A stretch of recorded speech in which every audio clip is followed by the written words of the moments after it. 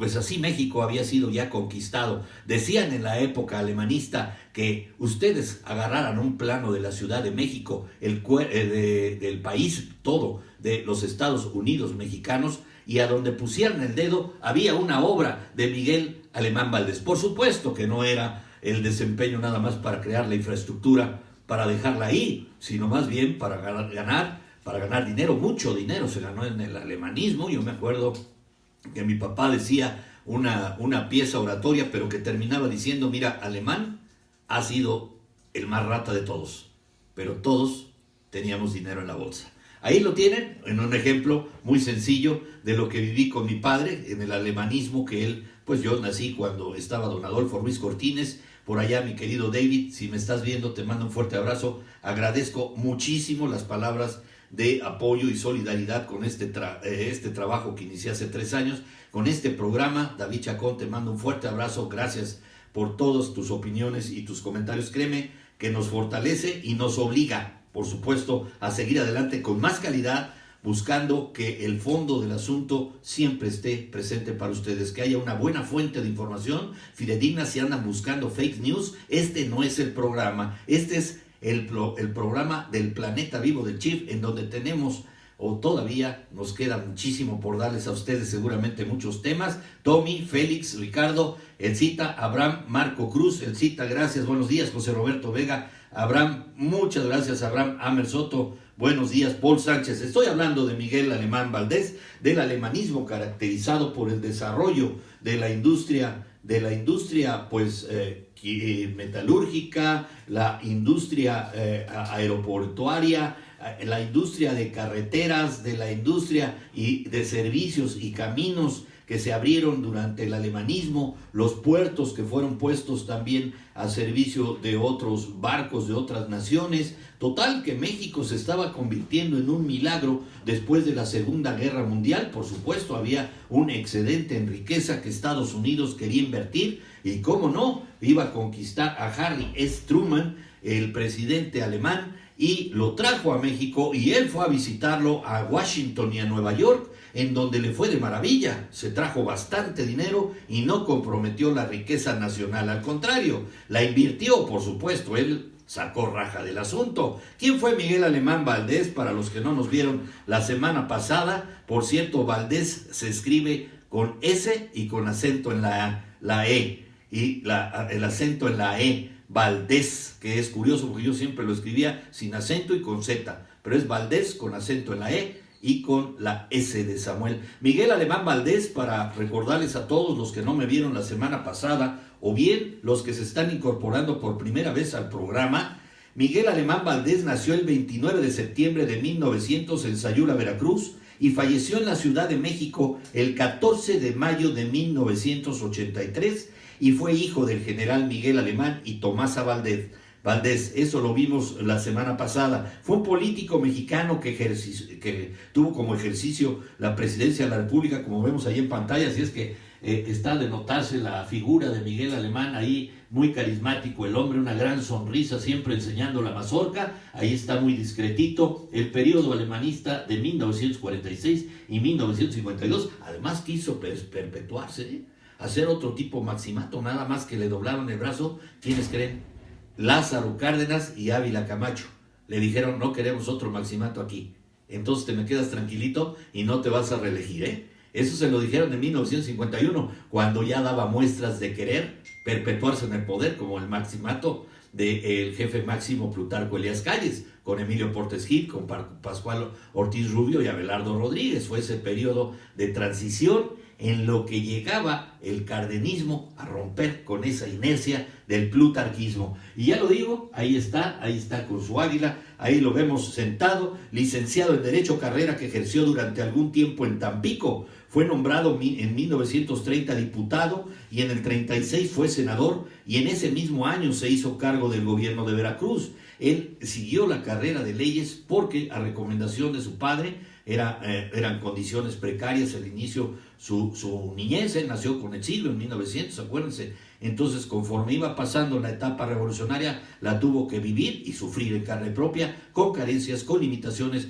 en forma muy precaria su condición económica. Su madre tenía una tienda de abarrotes con la cual pues le suministraba recursos para poder estudiar la carrera de Derecho en la Escuela Nacional de Jurisprudencia. Mi querido Richard, gracias, ya te mandamos por allá tu disco. Rubén Rubalcaba, María Teresa, Raúl Carlón, Carolina Sánchez, Claudia Arias. Estoy hablando de Miguel Alemán Valdés, después de haber pasado pues desde la época obregonista por el plutarquismo, por el maximato, por pues quién más sino Ávila Camacho, también hasta llegar a Miguel Alemán. Omití el cardenismo porque ya lo dije, esa fue la antítesis de Miguel Alemán, porque no podía cargar con el costo de tanto sindicato que empezaba a proliferar. ¿Saben cómo resolvían los problemas de los sindicatos? Muy fácil. Los llamaba y les decía, ¿te calmas? O te quito el poder que tienes en el sindicato. Cuando le quiso hacer una huelga en Pemex, los trabajadores petroleros, simple y sencillamente los fueron a sacar de las instalaciones de Pemex en la refinería de 18 de marzo, allá en Azcapotzalco. Los sacaron a todos a punta de pistola y ¿te calmas?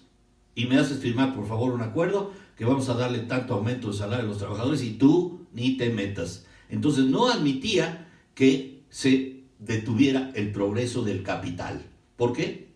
Porque él iba a recibir pingües ganancias. Así de sencillo, así de fácil, este presidente empresario. Si le dijeron caballero al otro, a Ávila Camacho, este es el presidente empresario.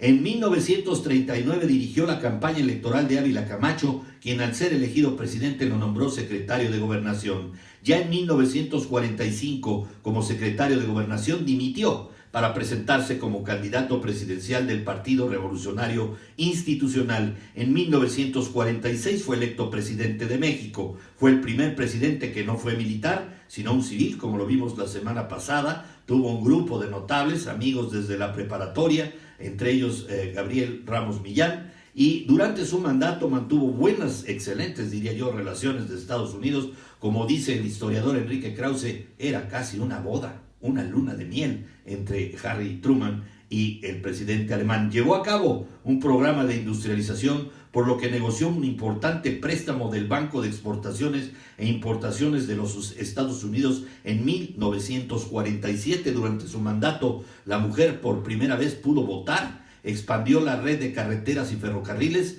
mejoró el suministro de agua de Ciudad de México. Muchos le dan ese crédito de que la mujer pudo votar, hasta Adolfo Ruiz Cortines. Pero pues aquí se cita en esta fuente que fue a través del gobierno de Miguel Alemán Valdés cuando se logró que la mujer votara por primera vez. La expansión que dije de red de carreteras, ferrocarriles y puertos ocurrió en ese pequeño periodo de 6 años. Parece ser que todo lo que no habíamos hecho 46 años antes se pudo lograr en 6 años de Miguel Alemán Valdés. ¿Se imaginan la cantidad de dinero que surgió?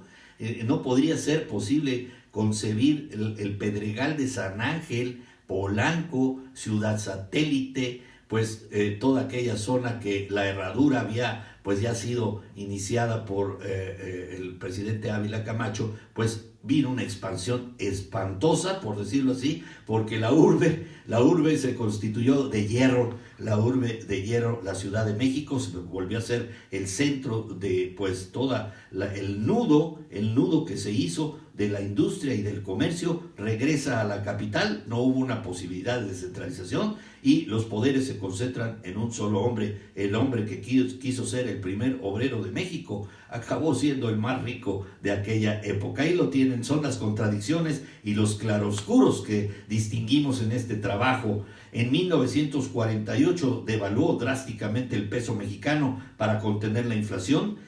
Ya dije que se erigió la Ciudad Universitaria de México como si fuera una cereza en el pastel, y el Instituto Mexicano del Seguro Social adquirió un desarrollo extraordinario, mejoró el suministro del agua de la Ciudad de México. Su periodo presidencial fue acusado de corrupción, en donde se instituyó esa palabra corrupción y además las drogas. y aparecieron problemas económicos poco después de finalizar su mandato. Al terminar su periodo presidencial en 1952, se retiró de la vida pública por un espacio de casi 10 años y en el 61 lo nombran presidente del Consejo Nacional de Turismo, que ejerció hasta su muerte en 1983. Ahí lo tienen, él tenía 82 años, todavía le faltaban un tiempecito para poder cumplir los 83 años y pues nos deja el presidente Alemán Valdés en 1983. Galileo Oviedo, gracias Claudia Arias, gracias a todos mis amigos que me hacen el favor de verme, de estar conmigo en cápsulas o en gotas, mi chief, esta pequeña dosis de cultura que nos hace falta seguramente para tener criterio y para entender por qué don Manuel López Obrador en abril está en el 48% de las preferencias, Ricardo Anaya en segundo lugar 26%, 18% José Antonio Meade, Margarita y Jaime Rodríguez el Bronco como si no estuvieran con un 5 y un 3%. Pero el 42% que llevaba AMLO en febrero se convierte en abril en el 48%. Como lo dije ayer, los de adelante corren mucho y los de atrás se quedarán y solamente va uno a la cabeza. Su carrera política, vamos a distinguir algunos aspectos importantes. Desde los primeros años de su vida profesional litigó siempre en defensa de los derechos de los trabajadores. Se dedicó de lleno a defender a los mineros de Pachuca, a donde iba todos los días por 6 años con sus amigos Fernando Casas Alemán, Gabriel Ramos Millán. Como su tesis profesional la hizo sobre los problemas laborales y sus compensaciones, logró en sus luchas contra las compañías mineras que se reconociera la silicosis como una enfermedad profesional para hacer valer los derechos de estos trabajadores. Su tesis como abogado sobre riesgos y enfermedades profesionales fue tomada como base para la legislación obrera vigente. Alemán ejerció su profesión por un corto tiempo en Tamaulipas y después en las Choapas, en Veracruz, litigando a favor del sindicato petrolero. Fíjense ustedes, él trabajó en el Águila, en esta compañía que explotaba antes de la expropiación petrolera, explotaba pues pozos en México. Tras la muerte de su padre en 1929 regresó a la Ciudad de México y consiguió trabajo en el despacho de su tío paterno,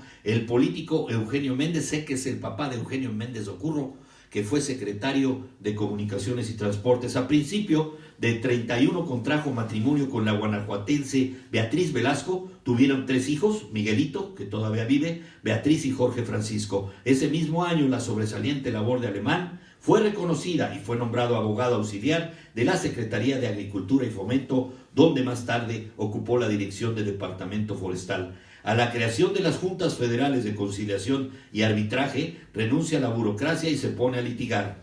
Asociado con sus amigos y excondiscípulos, Gabriel Ramos Millán, Manuel Ramírez Vázquez, Rogerio de la Selva, Fernando Casas Alemán y Raúl López, abrió una pequeña firma de abogados en la calle Humboldt. Su especialidad era el derecho laboral. Defendió a trabajadores y representaba sindicatos, los mineros de Real del Monte y los petroleros de El Águila. También empleaba sus buenos contactos con políticos veracruzanos para acercarse a sindicatos transportistas.